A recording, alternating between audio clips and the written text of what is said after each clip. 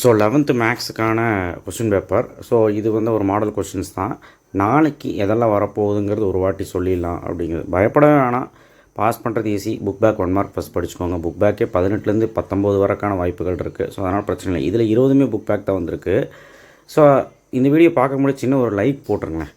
அந்த லைக்குன்னு ஏன் கத்துறேன்னா நிறைய பேர்த்துக்கு அது போய் சஜஸ்ட் ஆகும். தட் இஸ் கீழே வாட்ஸ்அப் சேனல் லிங்க்லேயும் சப்ஸ்கிரைப் பண்ண மாட்டாங்க. நிறைய பேர் சப்ஸ்கிரைப் பண்ணாமல் பார்த்துருக்கீங்க. அதான். ஸோ இப்போ தேவையில்லைனாலும் 12th தேவைப்படும் நம்ம சேனல். கண்டிப்பாக இப்போனாலும் பார்க்க தான் செய்வீங்க. பாருங்கள், ஃபஸ்ட் சாப்டரில் 2 மார்க், ஈஸியான 2 மார்க். இதுக்கு ஃபார்முலா எழுதுனா ஆன்சர் இல்லை. N of A plus n of B, A union B, அந்த ஃபார்முலா எழுதுனா ஆன்சர். அவனே எல்லாம் கொடுத்துட்டான். ஸோ இந்த மாதிரி தான் கேட்பான். நான் கொடுத்த எக்ஸசைஸ் எக்ஸாம்பிள் படித்தா போகுது. டொமைன் ரேஞ்ச், இந்த சம்மில் ஏதோ ஒரு சம் வரும் 1.3ல் பார்த்துக்கோங்க. அடுத்த கேர்வு நான் சொல்லலை, இருந்தாலும் பார்த்து வச்சுக்கோங்க. ஆனால் லாகில் இந்த சம் சொல்லியிருந்தோம், ரொம்ப இம்பார்ட்டன்ட். இதெல்லாம் ஈஸி. ப்ளஸ்னால் லாகில் இன்டூ தானே, அப்போ மேலே இங்கேயும் இன்டூ பண்ணி விட்டால் 0ன்னு வந்துடும். ஏன்னா லாக் 1ன்னு வரும், 0 ஆகிடும். அடுத்தது இதுவும் ஈஸி தான். பட் அதை தவிர்த்து இந்த ஃபேக்டோரியல் சம்மில் ஒன்று கேட்பாங்க. நான் சொன்னேன்னா இல்லையா, ஃபேக்டோரியல் ரேங்க்கு. ஃபேக்டோரியல் சம்மில் என்னெல்லாம் இருக்குது, எக்ஸசைஸ் இருக்குது, எக்ஸாம்பிள் சம் இருக்குது, 2-3 சம்ஸ் இருக்குது. இதுவும் ட்ரை பண்ணலாம், ஈஸி தான்.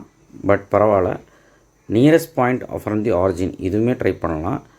இல்லை அப்படின்னா பாருங்கள், கன்ஸ்ட்ரக்டட் குவாட்ரேட்டிக் ஈக்குவேஷன் 3 and -3, இந்த மாதிரி புக்கில் ஒரு சம் இருக்குது 2.4ல் ஃபஸ்ட் சம். இந்த மாதிரி கன்ஸ்ட்ரக்ட் தி குவாட்ரேட்டிக் ஈக்குவேஷன்னா, குவாட்ரேட்டிக் ஈக்குவேஷன் கன்சிடர் பண்ணுறதுக்கு என்ன இருக்குது, x² minus sum of root into x plus product of root equal to 0, இதான ஃபார்முலா. ஸோ இந்த ஃபார்முலாவில் sum of the root with ரூட்ஸுங்கிறாங்க. இந்த 2 ரூட்டையும் ப்ளஸ் பண்ணணும். சம் ஆஃப் ரூட்னால் ப்ளஸ் பண்ணணும், 0. அடுத்து ப்ராடக்ட் ஆஃப் ரூட்னா 3 × -3 -9. அப்போ கிடச்சிருச்சு. அப்போ ஆன்சர் என்ன, x² minus sum of root into x plus product of ரூட்டை மைனஸ் இங்கே மைனஸ் வரும், product of root equal to 0 படிச்சிருப்போம்ல. இதில் வந்து நீ சம் ஆஃப் ரூட்டோட சப்ஸ்டிட் பண்ணு, ப்ராடக்ட் ஆஃப் ஆன்சர் வந்துடும். இதுதான் நம்மளுக்கு வந்து 2.4ல் ஃபஸ்ட் சம். ஸோ இது ஈஸி தான். 10th சம் பார்த்துக்கோங்க. நம்மளுடைய ஃபஸ்ட்டு 1.1 எவ்வளோ கேட்குறாங்க பாருங்கள். ஸோ இதுவும் ஈஸி தான். MRN அந்த இருக்குது. இன்இக்வாலிட்டியிலேருந்து கண்டிப்பாக ஒன்று கேட்பாங்க. இன்இக்வாலிட்டி அப்படி கேட்டாங்கன்னா நீ என்ன பண்ணுறேன்னு எக்ஸ் கண்டுபிடிக்கணும். இப்படி கொடுத்தா ஃபேக்டரைஸ் பண்ணு. ஏதாவது எக்ஸ் கண்டுபிடிக்க சொன்னால் அது சரி ஈக்குவல் டுன்னு நினச்சிக்கோ. இப்படி போட்டிருந்தாலும் சரி, இப்படி போட்டிருந்தாலும் இது வந்து ஈக்குவல் டு மாதிரி நினச்சிக்கோ. ஈக்குவல் டு மாதிரி நினச்சா நீ என்ன பண்ணிக்கலாம், ஈக்குவல் டு மாதிரி நினச்சா அன்சரி கொண்டு போய்ட்டு எக்ஸ் கண்டுபிடிச்சிக்கலாம். அதுக்கு தான் சொல்கிறேன். இதுவும் ட்ரை பண்ணலாம். இதுவும் ஈஸி தான். பட்டு நம்ம சொன்ன sum right 6 terms. First 2 term அவங்களே கொடுத்துட்டாங்க. இந்த 2 டேர்மை தூக்கி எண்ணுக்கு பதிலாக சப்ஸ்டிட் பண்ணி, அதாவது n = 3 அப்படின்னு எடுக்கும்போது ஃபஸ்ட்டு டேர்ம் செகண்ட் டேர்ம் தெரியும். n = 3ன்னு எடுக்கும்போது இங்கே சப்ஸ்டிட் பண்ண வந்துடும். 4 எடுக்கும்போது வந்துடும். ஸோ அந்த மாதிரி லைனாக வந்துடும். 6 டேர்ம் கண்டுபிடிக்கணும். அடுத்து இது ரொம்ப இம்பார்ட்டன்ட் கேட்குறாங்க. கொஞ்சம் ட்ரை பண்ணி பாருங்கள். பாருங்கள், ரேஞ்சும் கேட்டிருக்காங்க, டொமைனும் கேட்டிருக்காங்க. சூப்பரில் 2மே கேட்டிருக்காங்க. இதுவுமே ட்ரை பண்ணலாம் சிம்பிளிஃபையில்.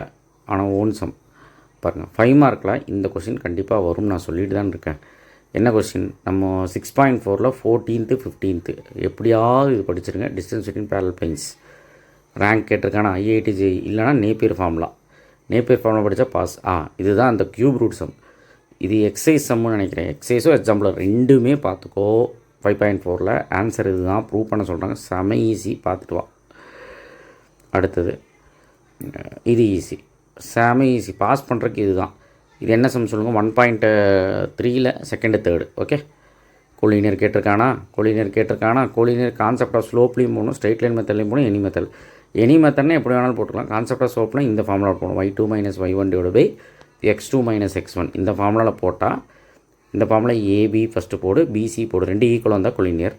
யூஸிங் ஸ்ட்ரெயிட் லைன் மெத்தட் அப்படிங்கிறப்போ அதுக்கு ஒரு ஃபார்முலா இருக்குது. அதாவது இந்த formula y - y1 / y2 - y1 = x - x1 / x2 - x1. இந்த ஃபார்முலாவில் போட்டால் ஆன்சர் வந்துடும்.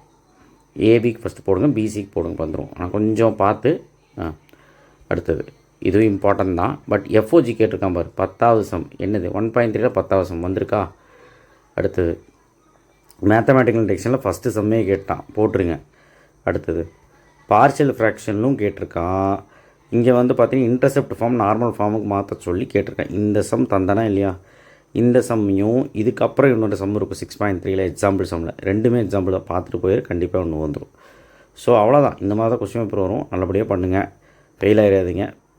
அட்லீஸ்ட் 5 மார்க்காவது எழுதிட்டு 1 மார்க்காவது எழுதிட்டு நல்லபடியாக பாஸ் ஆகுங்க. அண்ட் நல்ல மார்க் எடுக்கணும், நல்ல மார்க் எடுங்க. தேங்க்யூ.